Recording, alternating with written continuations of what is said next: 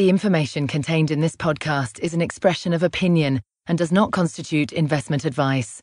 This is the Gold Money Foundation podcast with Andy Duncan, keeping you up to date with expert opinion on precious metals and the markets. Hello and welcome to this Gold Money podcast from Auburn, Alabama. We're here at the eve of the Austrian Economics Research Conference, and this evening I'm with Michael McKay, who is the founder and host of Radio Free Market, a radio program which attracts more than 10,000 listeners around the world. Hello, Michael. Hello, Andy. Now, before we discuss this conference, we've both been following the Cyprus story recently, along with your economist colleagues, Patrick Barron and Yuri Maltsev. What do you think of the situation in Cyprus? Well, as we know, at this particular moment, it's a pretty fluid situation. But what is most important for everyone to really notice is that it is bringing to the fore the concept of property as being key in importance in our conversation, in all of our conversations. You know, in the United States, there's an old story that you don't become a libertarian until you're mugged by the government. Uh-huh.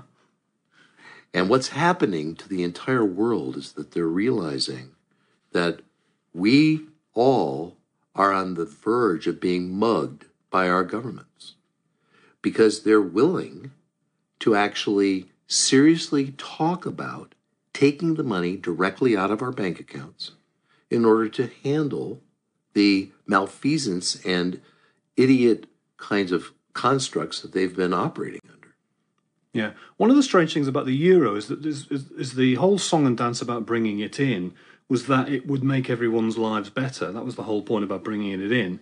And yet it seems to have been that now we all have to sacrifice our lives to save the euro. Haven't the EU got that the wrong way round? Well, you know, in terms of economic theory, it's true that a money that is more pervasive has the broader purchasing power. That was really the concept that everybody kind of got a hold of. What they ignored is that money should be voluntary. And because that money was made to be fiat, was made to be forced money, as Guido Holzmann calls it, then they had to make it work. And in order to make it work, they had to impose various different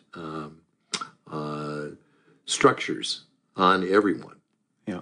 So what they tried to create was a kind of fake kind of gold standard. In fact, at the time when the euro was being brought in, people I was speaking to were saying, yes, but isn't this like gold because it's a universal money?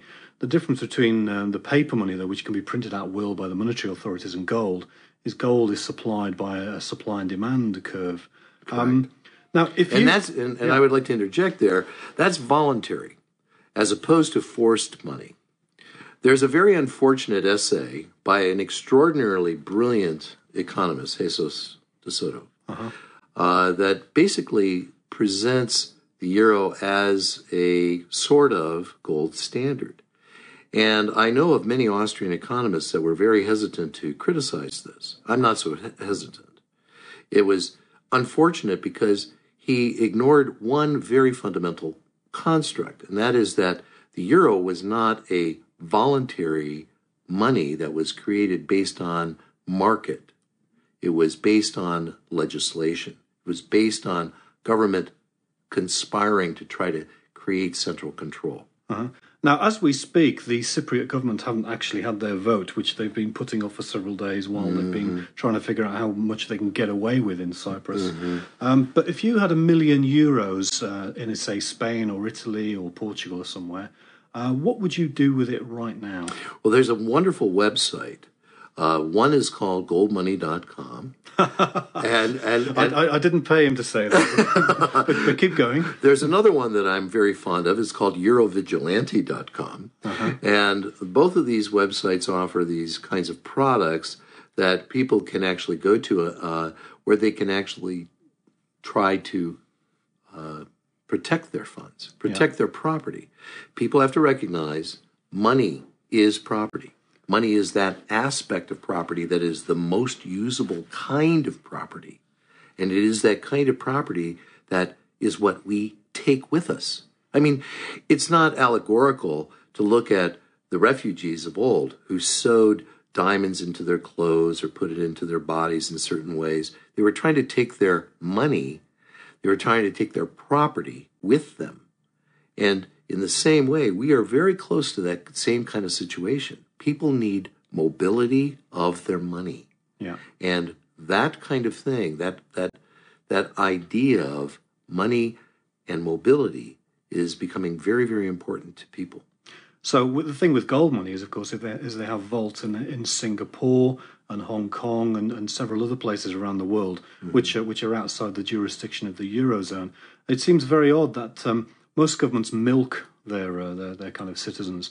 But we've seen in the Cyprus story, we've seen governments try to turn their citizens into beef cows, in the phrase of Doug Casey, rather than milk cows. Right. Do you think some people have likened the Cypriot situation to the First World War kind of trigger, that it will be a kind of a huge kind of watershed moment in financial history?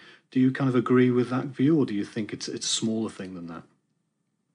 I believe that the Cypriot event is that watershed moment. However, whether it will have the same kind of impact as Sarajevo in for World War I remains to be seen.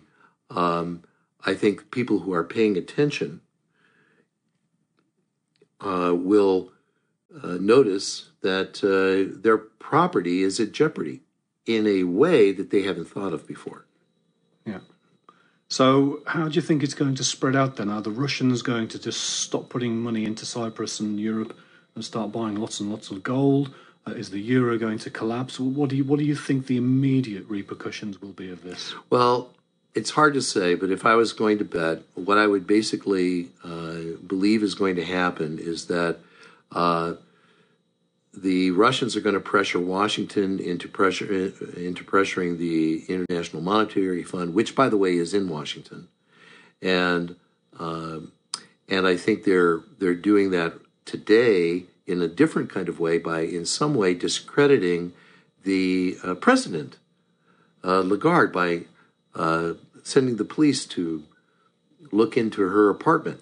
It's interesting. It seems like that particular role of being president of the International Monetary Fund is very dangerous, because the last one was brought into question due to questionable relations. Also in the United States. Yes, as well. And it's quite interesting that this is happening. But all that aside, I think the Russians are going to pressure the United States, i.e., the International Monetary Fund, to back down.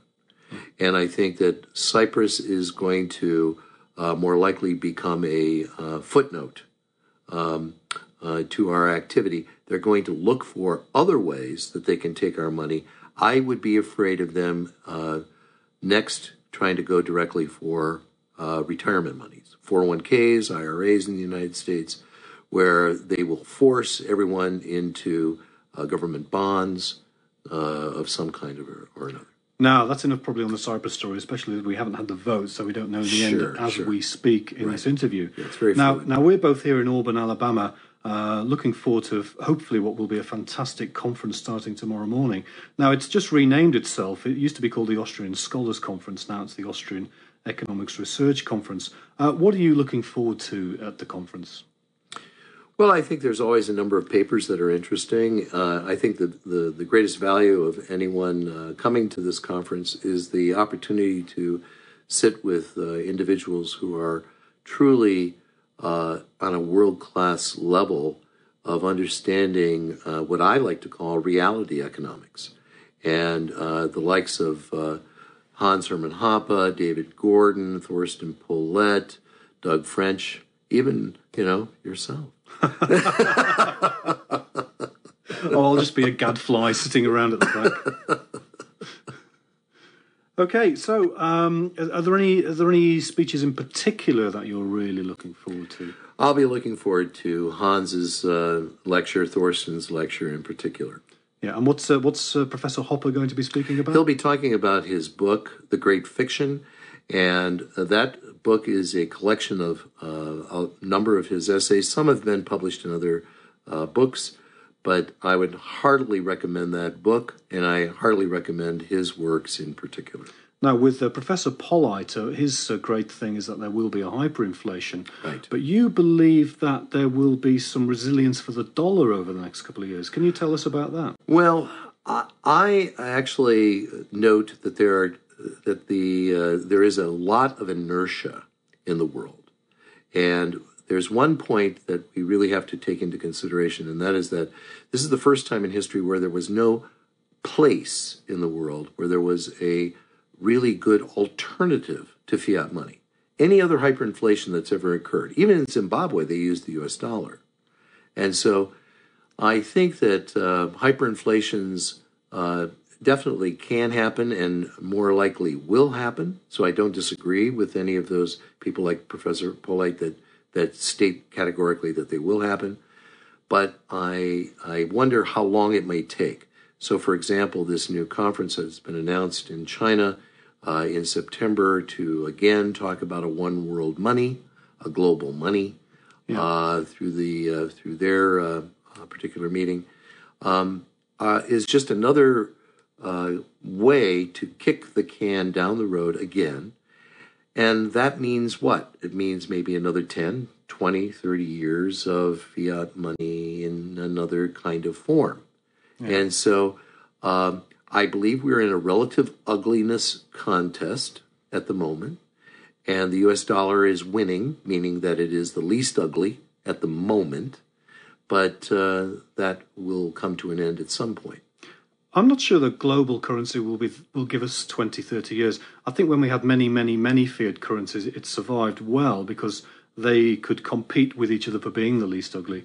But once the EU managed to destroy the Deutschmark and turn it into the euro, and once the Swiss franc, the central bank in Switzerland, said that it would start pegging to the euro, we lost two major kind of blocks to that. I think that's a very, very insightful thought, because the interesting thing is that what is actually helping fiat money work is the number of them that exist. If they were to localize it to one Austrian business cycle would be enough to destroy the whole kit and caboodle. Yeah. I mean, you see with the euro was brought in again to be this kind of paper gold. It was also brought in for stability. Mm-hmm. And yet we've seen with the euro, we've seen tremendous instability. Absolutely. So if we have a global paper money, whatever you call it, the bank or whatever you call it, we'll basically be locked inside a world Soviet Union with the Soviet Union ruble, which will be a completely useless kind of money, and the real money will become bottles of vodka and whatever else. The real value of all this conversation that we're having right now is to try to get people to learn where to go to, because what is really evident is that we're pretty clear that we need to get away from the kind of architecture that we're seeing right now. And those that will study Austrian economics, those that will learn from the basic works of Murray Rothbard, like What Has Government Done to Our Money, The Mystery of Banking, Human Action. These works are so vitally important for people to read and understand right now, so that they have an opportunity to perhaps learn where to go in the future. Yeah, that's really what we need to be focusing on. Where are we going to go? And let's hope, for my case anyway, that's going to be a gold money. Anyway, thank you very much for your time tonight. Michael McKay. My great pleasure. Subscribe to the Gold Money newsletter at www.goldmoney.com to receive email updates on new articles, videos, and iTunes podcasts from our Gold Research section.